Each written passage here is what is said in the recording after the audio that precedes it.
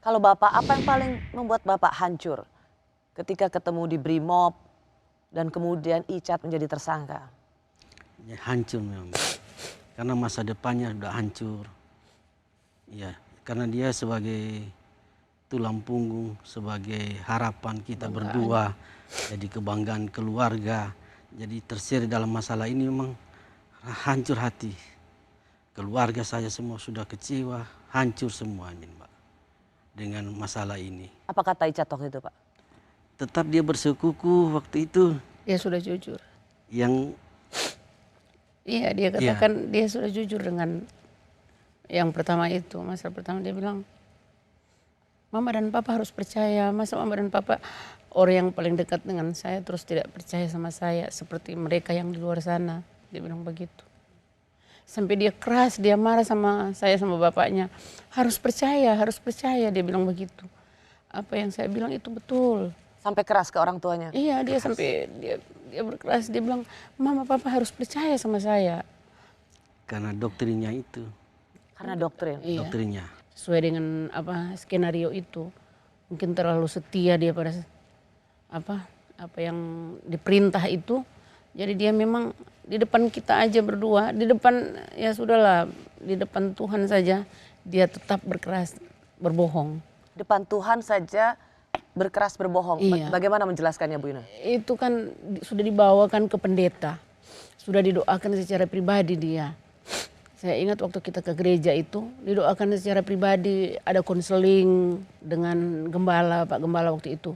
Tapi memang dia masih keras dengan apa yang dia dengan pernyataan yang awal itu. Kita kan sebenarnya waktu tanggal 5 itu tanggal 6 sudah rencana pulang ke Manado, tanggal 7 rencana pulang ke Manado.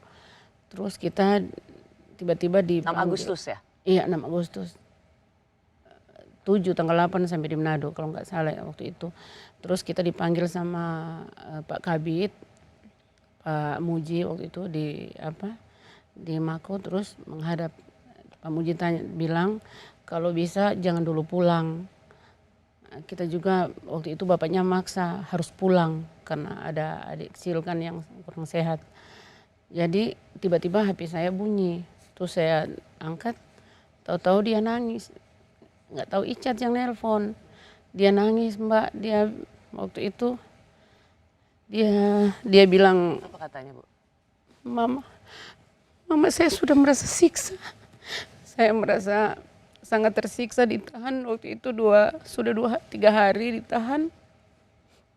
Dia bilang, Mama,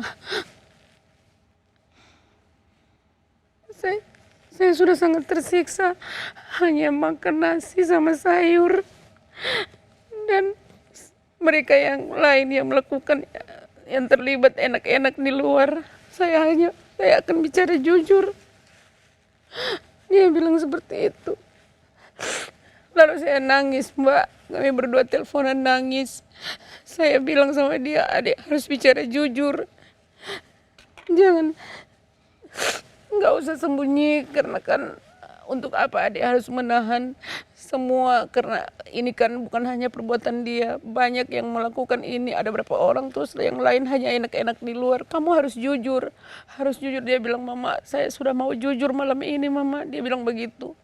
Jadi dia minta sama saya sama bapaknya malam itu harus ke Mabes, harus ke sana ketemu dia. Jadi